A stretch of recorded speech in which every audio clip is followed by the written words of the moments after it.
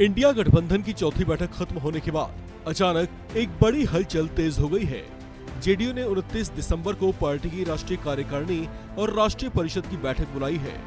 ममता बनर्जी की ओर से प्रधानमंत्री पद के सबसे उपयुक्त दावेदार के तौर पर कांग्रेस अध्यक्ष मल्लिकार्जुन खड़गे का नाम लिए जाने और उस पर आप संयोजक अरविंद केजरीवाल की सहमति के बाद नीतीश कुमार की ओर से बुलाई गई इस बड़ी बैठक को लेकर कयास तेज हो गए हैं। कहा जा रहा है कि इस बैठक में नीतीश कुमार कोई बड़ा फैसला ले सकते हैं।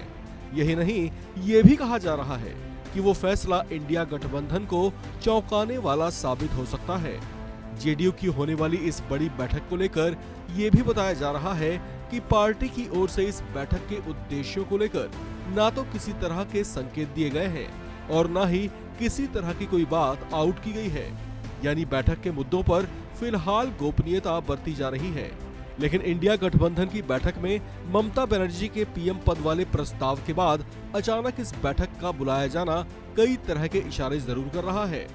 कहा तो ये भी जा रहा है कि अलग अलग राजनीतिक मिजाज और अलग अलग राजनीतिक तेवरों वाले दलों की जुगलबंदी को इंडिया गठबंधन के तहत बांधे रखने की कोशिश तो की जा रही है, लेकिन ये कब टूटकर बिखर जाए इस बात को भी नकारा नहीं जा सकता।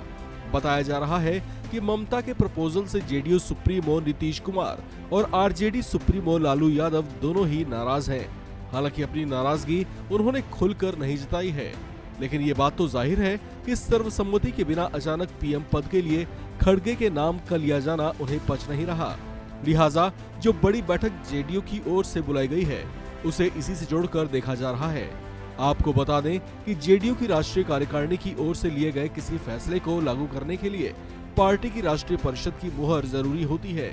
जेडीयू की राष्ट्रीय कार्यकारिणी में करीब 99 सदस्य और राष्ट्रीय परिषद में करीब 200 सदस्य हैं। जेडीयू ने 29 दिसंबर की बैठक में अपने सभी राष्ट्रीय पदाधिकारियों, राष्ट्रीय कार्यकारिणी के सदस्यों, दोनों सदनों के सांसदों, जिलाध्यक्षों और समिति के सदस्यों को शामिल होने को कहा है।